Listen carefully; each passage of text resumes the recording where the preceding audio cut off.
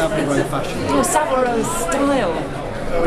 But this is London collections. Do you not think it's about pushing fashion forward as opposed to?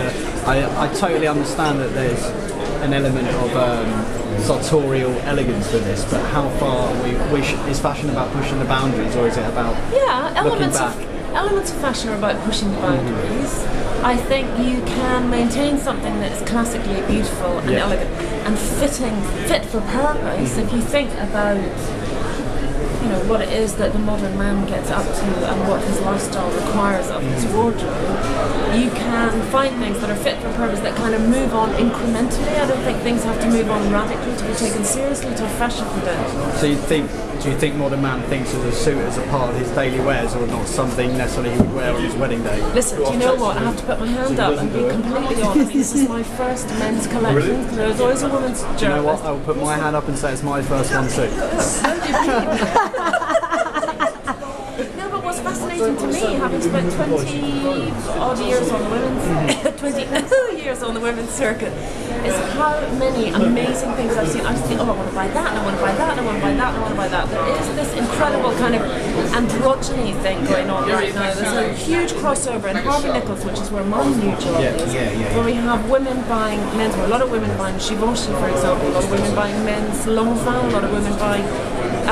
Do you think, sorry to interrupt, do you think that's to do with the models that are chosen as well? If you look like people like Aggie D, who's very androgynous in her look, someone like Arizona Muse, who's very androgynous in her look, they kind of encapsulate a kind of menswear stroke women's wear. They cross the boundary of both, don't possibly. I mean, like if you look at a lot of the men here, they're very svelte, their cheekbones are very high. That's a very English thing though. That is very, because I was married to an American and he used to complain all the time that English block didn't suit him because he was much more of a, he was kind of 6'4.5", but not quite a jock, but totally different block, and that English kind of wasted and narrow thing just didn't suit him at all. So it's quite typical of Savile Row, I think, in my limited I would totally agree. I think the Englishman is much more based on the kind of the Nordic kind of Scandinavian look in terms of like exactly. tall but narrow silhouette. But my goodness, can you not see where dozens of international designers have completely drawn their inspiration? Oh, absolutely. Raf Simons, Horace Romain. And last night, the whole speech that David Cameron made at Downing Street was about not getting back to, I'm going to paraphrase him now, probably clumsily,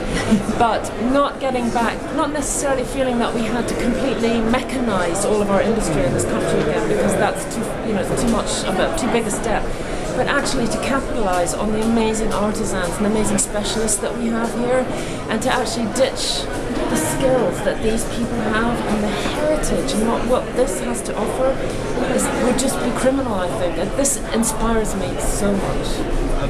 There was a great documentary on Channel 4, I don't know if you saw it recently, Guy Martin, he's a racing driver, but he did everything, he's an Isle of Man TT racing driver, but he did everything about harking back to our heritage in terms of the Industrial Revolution, and it's kind of like, I totally agree with exactly what you're saying in terms of we've got to go forward, you have to remember your past. Absolutely, absolutely. That's where we go, isn't it? I'm employing a thing for reinventing Harvey Nichols, which is part of my new job, and it's called Reversing into the Future. Wow. Which is something that really inspires me right now. Are you rolling this out now, or is this... It's something that we're working on with a view to kind of unfolding within a year or two. If you could just talk about that a little bit, how you see that going, and what the actual...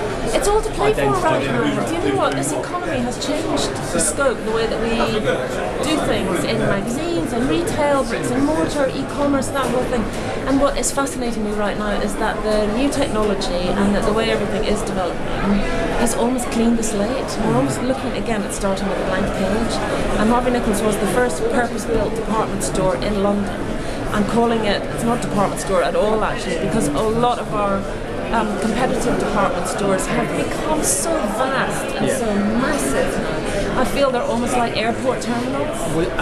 We are a time house boutique is what I'm calling us. Would you not agree that because of that, I totally agree that they've become a lot more diluted in terms of Listen, I respect what they do enormously, but I think what we can do at Harvey Nichols will have a very precise point of view and also be a very comfortable welcome. I mean, this is grand, Spencer House. but look how intimate the spaces are. Look how warm and comfortable and kind of nurturing they are.